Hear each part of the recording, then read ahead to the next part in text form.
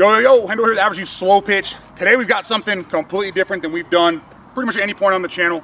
Kind of shout out to Evan Hardy over there on Uncensored Softball, I believe is what it's called. Softball Uncensored, sorry, on Facebook, for kind of making this thing happen.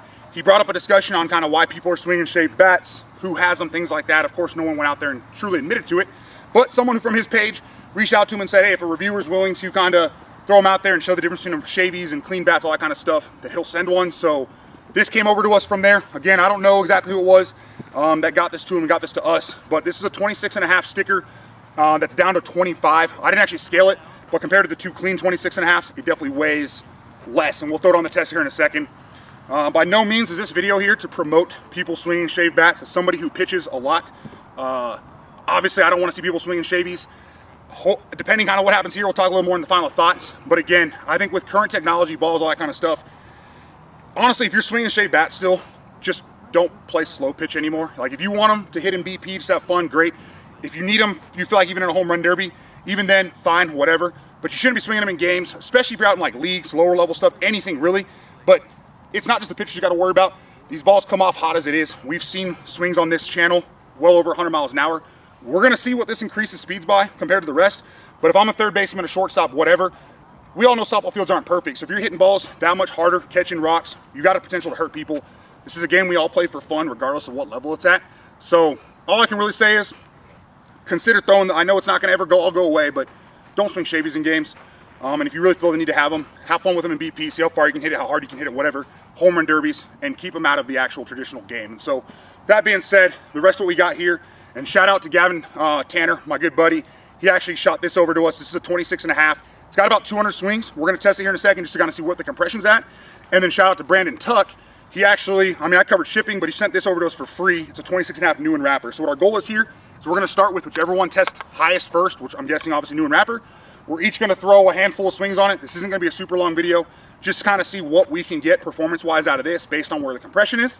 Then we'll jump over to the actually, no kidding, just the used clean model, see what we're getting, and then we're going to finish with the shaving. Again, we'll see compression here in a second, so you kind of can see the differences between them all, and then I'll give kind of my 2 cents on the results and final thoughts here at the end. But go ahead, get after it. We're using just all our normal Pro-Ms, Razos, ZNs, no hardcores, and then we'll come back, like I said, with final thoughts.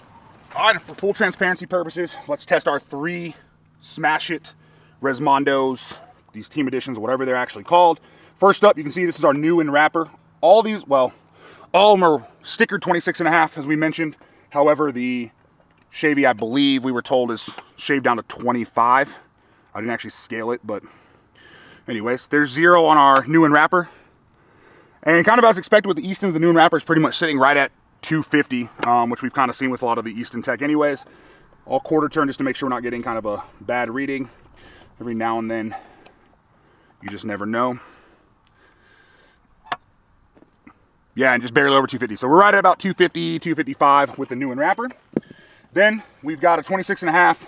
We were told he thinks he probably put about 100 to 200 swings on it. I'm not sure, obviously balls, all that kind of stuff. But again, this is just for the sake of having a used bat here, numbers wise, and just so we have kind of a bunch of things to compare that shavy to. And this one, that makes sense, sitting right on 240. So we have one that's basically 10 PSI higher. Shouldn't be a huge difference, but I guess we'll find out. And so it's the same quarter turn here. Yeah, and just over 240, almost 250. So we got about a 250, 260 new and wrapper, 240, 250 used. And then on our shavy, which picking this one up, I can completely tell it's lighter than the other 226.5s. This one, I don't know how many swings he put on it, but that's not really a concern here.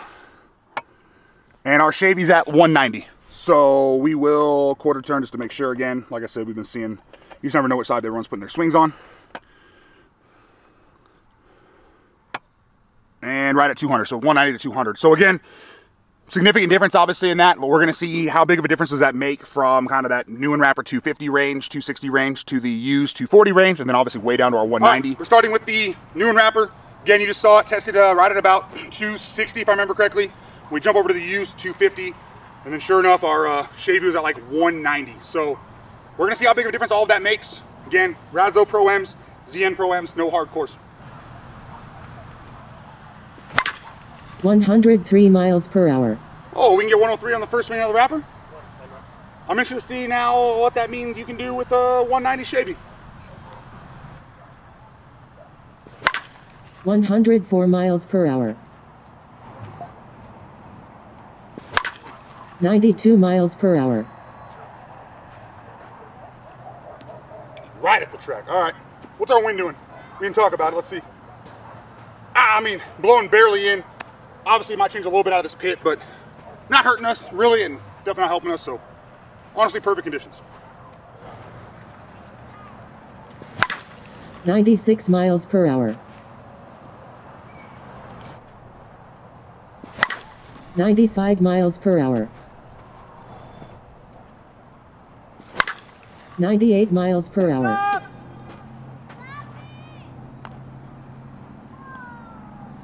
Well, there's our clean one for you. That was 5 good barrels. That's all I'm looking for. So you saw the 5 good ones. We're gonna do 5 barrels with each. But we got our used one. This one's testing 10-inch PSI less. We'll see how big of a difference that makes and then jump all the way to our shavy.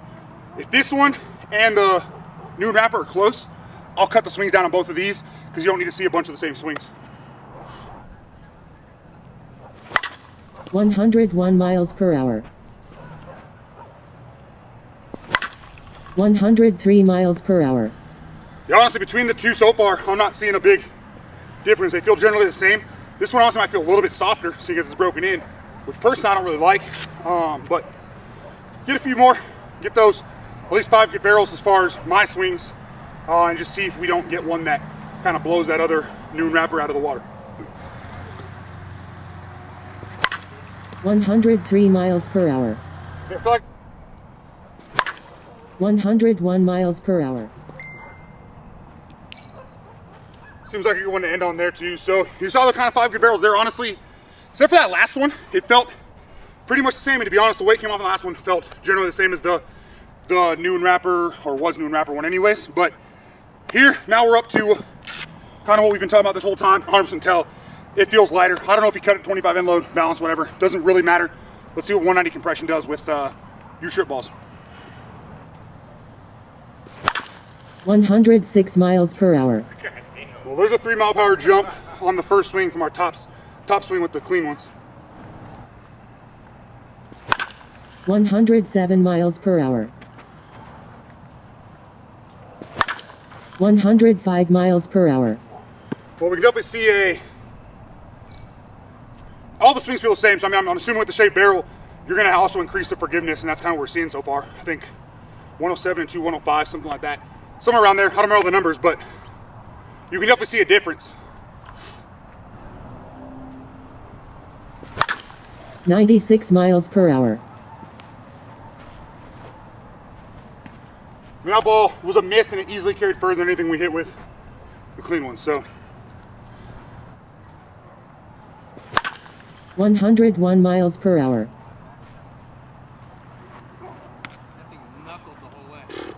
yeah, we hit a 101 knuckleball with this thing. 102 miles per hour.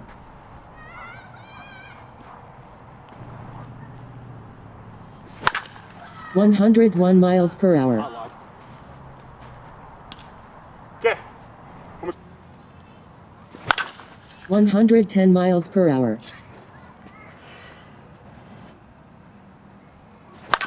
109 miles per hour. That's enough. I mean, that wasn't at the picture. That's right over his head. And I'm going to say it again. We're not going to do like a full final thoughts. This will be it. But yeah, obviously we saw what you get out of the clean ones. The forgiveness obviously comes down a little bit. Again, one was noon wrapper, one was slightly used. They still had room before they were going to fail, so you can still break them in.